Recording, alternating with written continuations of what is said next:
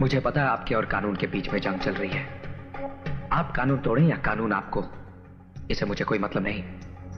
मैं यहां सिर्फ इतना समझाने आया हूं कि दोबारा इस जंग में मेरे भाई को घसीटने की कोशिश मत कीजिएगा, वरना कानून मुझे अपने हाथों में लेना पड़ेगा और यह आपके लिए अच्छा नहीं होगा। छोटा मुंह और बहुत बड़ी बात कह गए तुम। ये धमकी देने से पहले अपनी औकात और हमारी हैसियत तो देखी होती।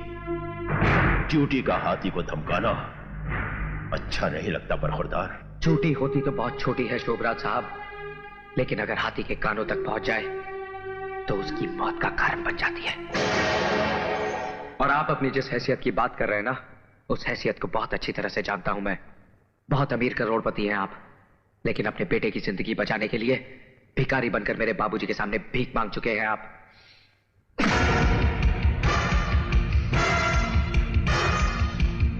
सुना है ये हाथ मेरे बाबूजी के गिरेबान तक भी पहुंच चुके हैं।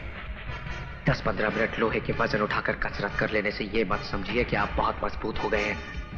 मैं हर दिन 15 घंटे पिछले 15 सालों से सिर्फ लोहे का काम कर रहा हूं, और लोहे से जब शीशा टकराता है तो उसके इतने टुकड़े हो जाते हैं कि गिनना मुश्किल हो जाता है। अंग्रेजी में एक कहावत है, एंगर। किसी और को सुनाना, मैं सिर्फ एक जुबान समझता हूं, हिंदुस्तानी। और उसमें एक कहावत है, 100 सुनार की और 1 लोहार की।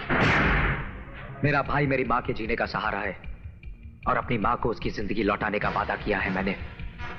उसकी जिंदगी छीनने की कोशिश करने वाले की सांसें उसके ही सीने में दफन कर दूंगा मैं।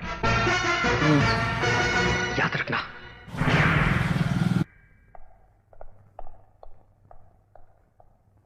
सर, अगर आप कहें तो। नहीं माइकल, मैं तो समझता था कि इसका बाप ही नाग है, लेकिन ये हरामजादा तो कोबरा निकला। दोनों के फन को चलने का कोई दूसरा तरीका सोचना पड़ेगा। क्या कह रहा था वो? कि उसका भाई उसकी मां के जीने का सहारा है?